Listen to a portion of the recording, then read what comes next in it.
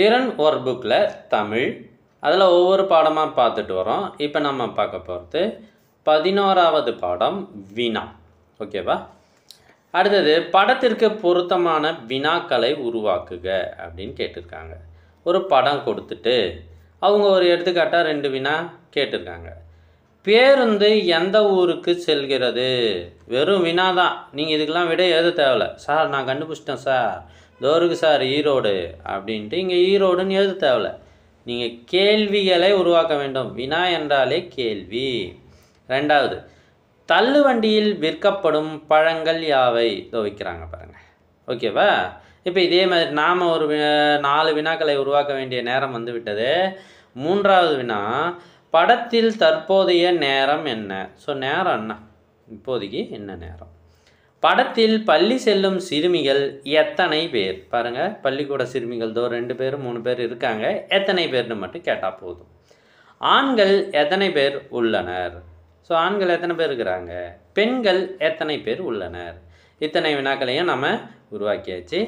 அடுத்தது தொடருக்கேற்ற வினா உருவாக்குக. இங்கே பார்த்தீங்கன்னா ஒரு விடை கொடுத்துட்டாங்க, அதுக்கு நம்மளை வினா கேட்க சொல்கிறாங்க. சரியா? வழக்கமாக வினா கேட்டு தானே விடை எழுதுவோம். இது தலைகீழாக செய்ய போகிறோம். முதல்ல பாருங்கள், நான் வழக்கமாக நண்பர்களுடன் பூங்காவிற்கு செல்வேன். வினா, நீ வழக்கமாக நண்பர்களுடன் எங்கு செல்வாய்? முடிஞ்சு போச்சு, அவ்வளோதான். இதை பார்த்து அப்படியே காப்பி பண்ணிக்கிங்க.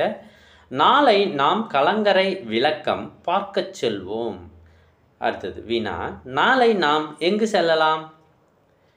தென்றல் தெருவில் அஞ்சல் அலுவலகம் உள்ளது. அஞ்சல் அலுவலகம் எங்கு உள்ளது?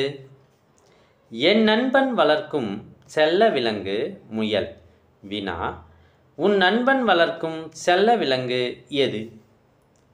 அப்பா நிறைய கதைகளை சொன்னார். அப்பா என்ன சொன்னார்?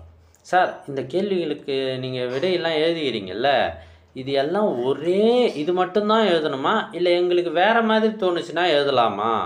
கண்டிப்பாக உங்களுக்கு வேறு மாதிரி தோணுச்சுனாலும் எழுதுங்க, அதனால் எந்த தப்பும் இல்லை. அடுத்து போகலாமா? அடுத்தது 11.3, படித்து கருத்தை பகிர்க. என் பெயர் என்ன? இப்படி ஒரு கதையை கொடுத்துருக்காங்க. இதை நீங்கள் சாதாரணமாக எழுத்துக்கூட்டி படிங்க. படிக்கிறதுக்கு எவ்வளவு நேரம் ஆச்சு? 10 நிமிடங்களா 5 நிமிடங்களா அப்படின்றத இங்கே எழுதுங்க. அவ்வளோதான். நீங்கள் படிக்கிறதுக்கு எவ்வளவு நேரம் ஆச்சு, அவ்வளோதான். ஸோ இதோட இந்த பாடம் முடிவடையுது. அடுத்து 12வது பாடம், அதை அடுத்த வீடியோவில் நம்ம பார்க்க போகிறோம். உங்களுக்கு எல்லா வீடியோவோட ஆன்சர்ஸ், எல்லா ஒர்க் புக்கோட ஆன்சர்ஸும் வேணும்னா நம்ம சேனலை சப்ஸ்கிரைப் பண்ணிவிட்டு கமெண்ட் ஓப்பன் பண்ணுங்கள். ஃபஸ்ட்டு கமெண்ட்டில் எல்லா வீடியோஸும் இருக்குது, எல்லா ஒர்க் புக்குமே ஆன்சர்ஸு இருக்குது. தேங்க்யூ ஃபார் வாட்சிங்.